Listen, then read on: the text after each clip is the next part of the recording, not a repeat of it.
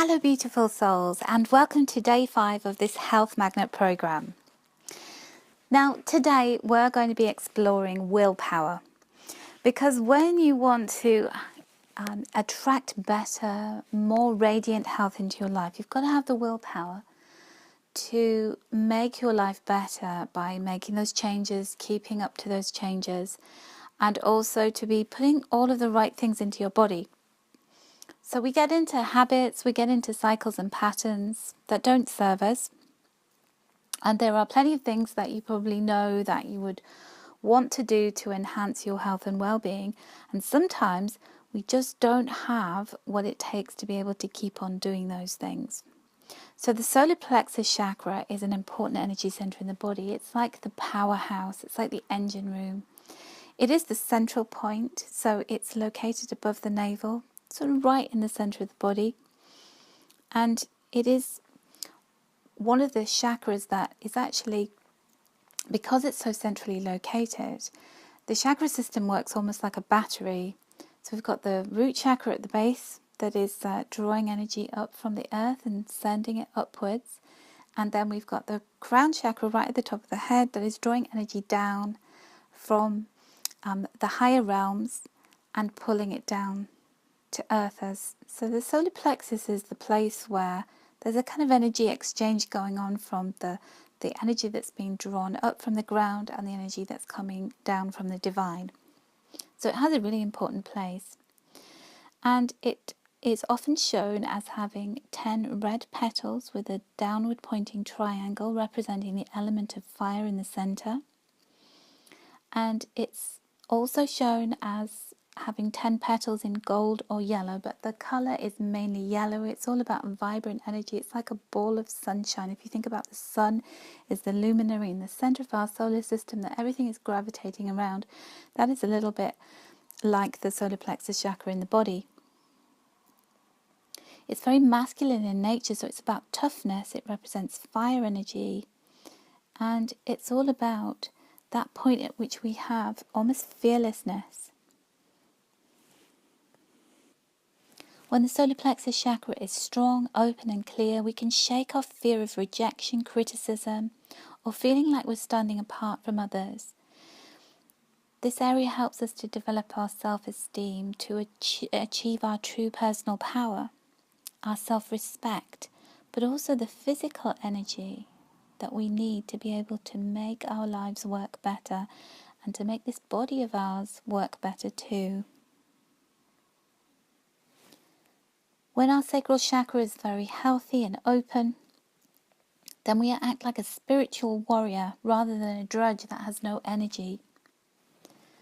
So the attributes of being a spiritual warrior are the power of love connected, as this chakra is connected to the heart chakra, but it's about truly loving and honoring ourselves and acting out of love for ourselves in everything that we do.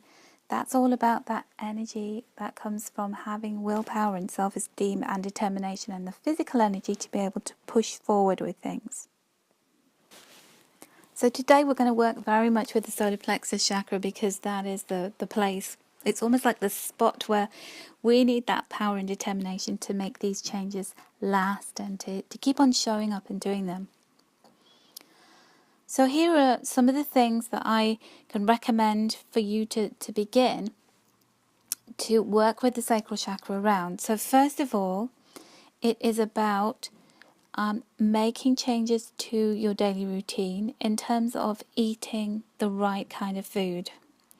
So one of the things that I've been reading about a lot as I've done the research for this program is about eating what a human being needs to eat, and that is clean and healthy food.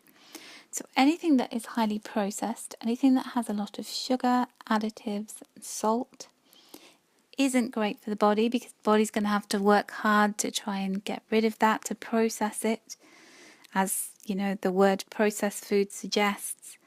So if you went to a nutritionist with something in a box, your nutritionist would probably tell you don't eat that, because it's not going to work well with your body.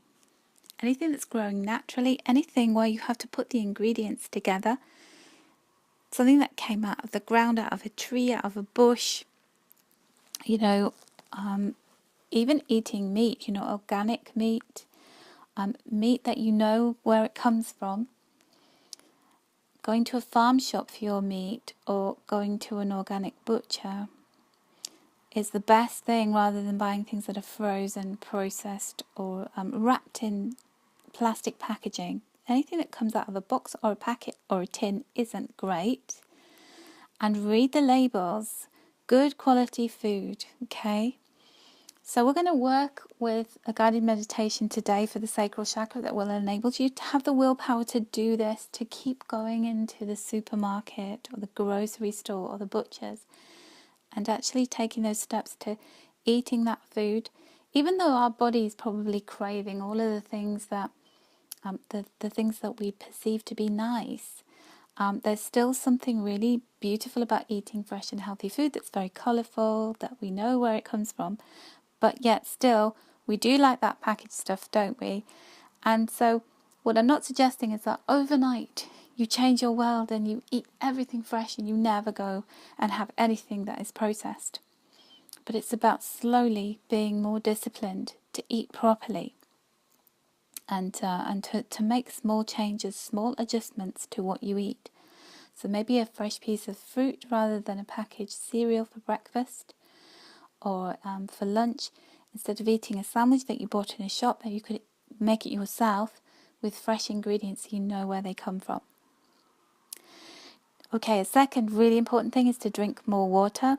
So even if you don't give up those fizzy drinks or those caffeinated drinks that you have during the day, to replace at least one of those with a glass of water instead, and just see the benefit that you feel. So one of the other important things that you need to do is to be able to start to meditate. And I know that one of the big parts of this program is the meditations that I've been including in these daily activities. But to not be so hard on yourself about meditation. So I know a lot of people want to meditate and go to really exotic places in their mind, or to feel as though their body is levitating, or that they've achieved something. We're so achievement orientated as human beings. But it is so important to just do the meditation, to show up, do the meditation, even if you're wriggling and inside you feel uncomfortable throughout the 15 minutes, to just do it, and that will get you into the habit of doing that meditation. One of the other most important things that I want to talk about is exercise. And I am one of the world's biggest couch potatoes, I can assure you this. I'm not sitting here from a place of saying I do yoga at 8 a.m. every morning, 7 days a week. I don't, and I wish I could. And that is something I'm building up to, becoming more diligent with my exercise. But one thing I can tell you is this. If you make a specific commitment to yourself to perform a certain task, to move your body in any way possible, then your body is going to enjoy moving. The more you do it, the more you'll want to do it. And choose a way that works for you and is healthy for you. Because I realise that everybody who is going to be doing this program is very different. Some are more active than others. Some are in a different place health-wise than others. So what could you replace in some way with being sedentary and doing movement? One of the first ways in which you can do it is if there is an elevator or an escalator, you could choose the stairs, walk up one flight of stairs instead of taking something that will make it really easy for you to get to your destination. Park your car in a car park a little bit further away from the entrance than you would normally. Choose to walk instead of taking the car if it's possible. And in terms of exercise, if you are a member of a gym and you keep beating yourself up about, I need to go more often, make sure that you write yourself an appointment in your diary that will ensure that you make an appointment, a commitment with you to actually do that exercise. And the more often you go on that particular same time every week, the more that you will crave to do that, because as human beings, we love routine. We actually really love the idea of doing the same things. And if there is a pattern attached to that, then that is something that you will continue to do. So We're going to do the sacral chakra meditation now, or when at a time that is more convenient to you, but make sure that you do that, because in the sacral chakra meditation, it's starting to program you, starting to reprogram your thoughts, your body, all of your cells, to want to empower yourself to do these things and to have the willpower to continue to do it.